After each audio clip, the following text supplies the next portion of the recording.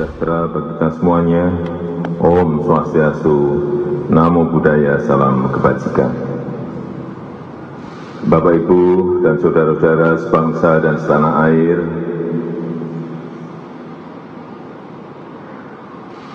sejak kita mengumumkan adanya kasus COVID-19 di awal bulan ini, saya telah memerintahkan kepada Menteri Kesehatan dan kementerian terkait untuk meningkatkan langkah-langkah ekstra dalam menangani pandemi global dari COVID-19.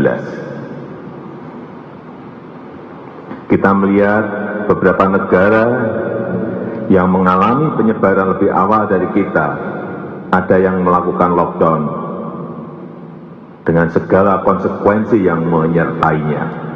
Tetapi ada juga negara yang tidak melakukan lockdown, namun melakukan langkah dan kebijakan yang ketat untuk menghambat penyebaran COVID-19 ini.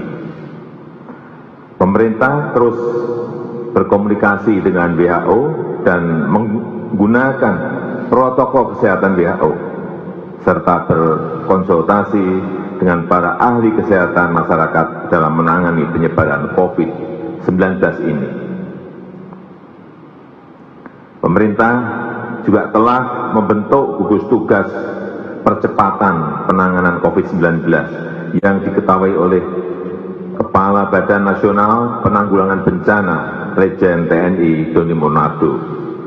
Gugus tugas ini telah bekerja secara efektif dengan mensinergikan kekuatan nasional kita, baik pusat maupun daerah, melibatkan ASN, TNI, dan Polri, serta melibatkan dukungan dari swasta, lembaga sosial, dan perguruan tinggi.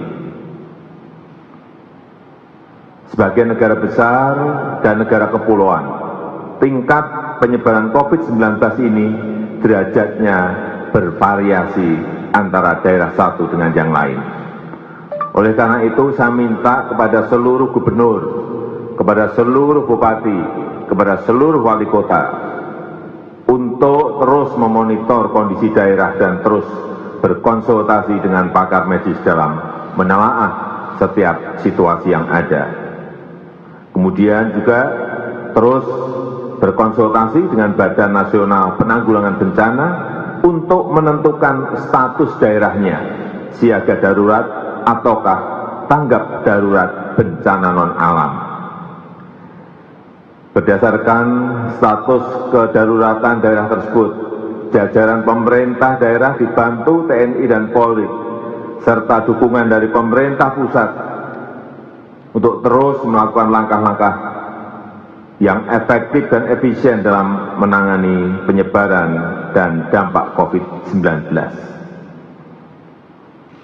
Membuat kebijakan tentang proses belajar dari rumah bagi pelajar dan mahasiswa, membuat kebijakan tentang sebagian ASN bisa bekerja di rumah dengan menggunakan interaksi online, dengan tetap mengutamakan pelayanan yang prima kepada masyarakat.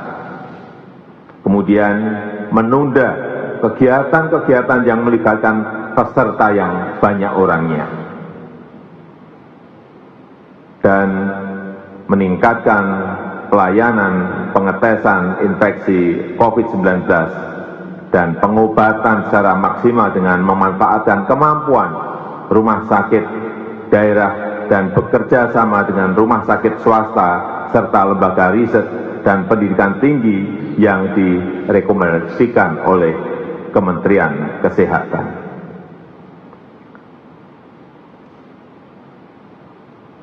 Saya sudah memerintahkan untuk memberikan dukungan anggaran yang memadai untuk digunakan secara efektif dan efisien.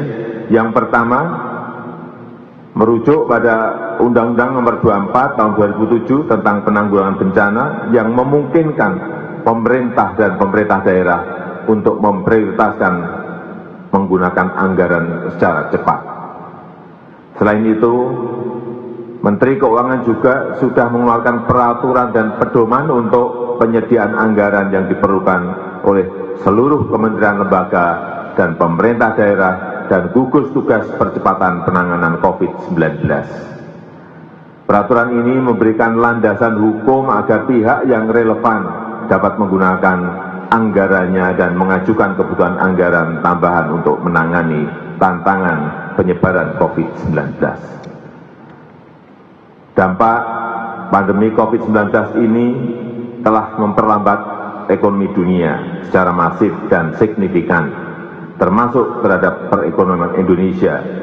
Untuk itu, pemerintah telah dan terus melakukan langkah-langkah cepat untuk mengantisipasi beberapa dampak ini. Pemerintah memastikan ketersediaan bahan kebutuhan pokok yang cukup memadai untuk memenuhi kebutuhan masyarakat. Pemerintah juga telah memberikan insentif kebijakan ekonomi, sebagaimana telah diumumkan oleh Menko Perekonomian dan jajaran Menteri Perekonomian untuk menjaga kegiatan dunia usaha yang telah berjalan agar tetap berjalan seperti biasa. Saya juga minta kepada kepala daerah untuk mendukung kebijakan ini dan melakukan kebijakan yang memadai di daerah. Saya dan seluruh jajaran kabinet terus bekerja keras untuk menyiapkan dan menjaga Indonesia dari penyebaran COVID-19 dan meminimalkan implikasinya terhadap ekonomi Indonesia. Sebagaimana kemarin telah disampaikan bahwa salah satu menteri kami terdeteksi positif terinfeksi COVID-19. Langkah-langkah antisipatif telah dilakukan dan saya yakin bahwa para menteri tetap bekerja penuh seperti biasa. Bahkan hari-hari ini para menteri bekerja lebih keras, walaupun sebagian dilakukan dengan cara online untuk mengatasi isu kesehatan dan mengatasi dampak perekonomian akibat COVID-19 ini. Terakhir, kepada seluruh rakyat Indonesia, saya minta tetap tenang, tidak panik, tetap produktif dengan meningkatkan kewaspadaan agar penyebaran COVID-19 ini bisa kita hambat dan kita stop. Dengan kondisi ini, saatnya kita kerja dari rumah, belajar dari rumah, ibadah di rumah. Inilah saatnya bekerja bersama-sama, saling tolong-menolong, dan bersatu padu, gotong royong. Kita ingin ini menjadi sebuah gerakan masyarakat agar masalah COVID-19 ini bisa tertangani dengan maksimal. Saya rasa ini yang bisa saya sampaikan. Terima kasih. Assalamualaikum warahmatullahi wabarakatuh. Om Santi, Santi, Santi Om.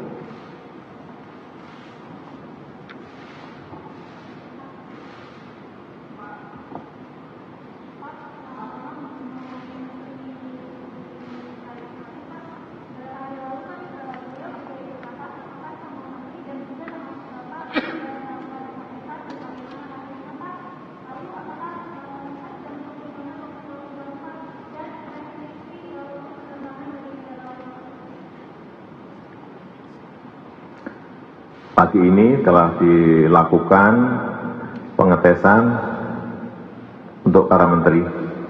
Hasilnya silakan tanya ke Menteri Kesehatan.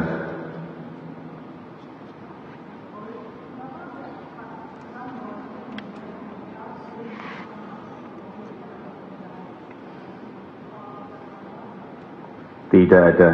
Kesehatan tetap nomor 1. Kesehatan rakyat tetap nomor 1.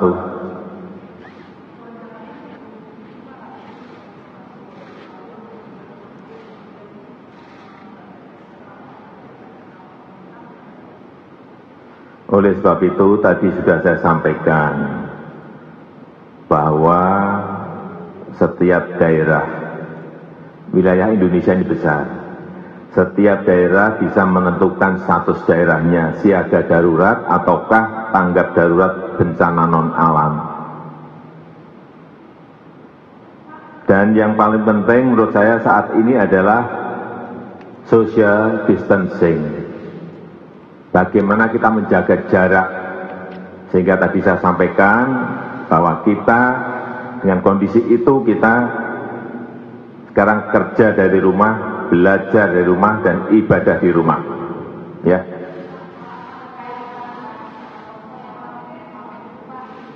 Ya.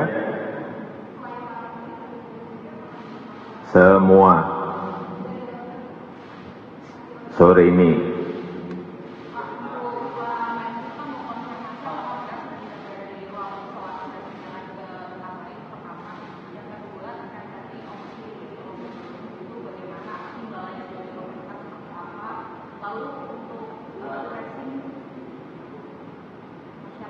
Pak Menteri masih di rumah sakit, di ruang isolasi.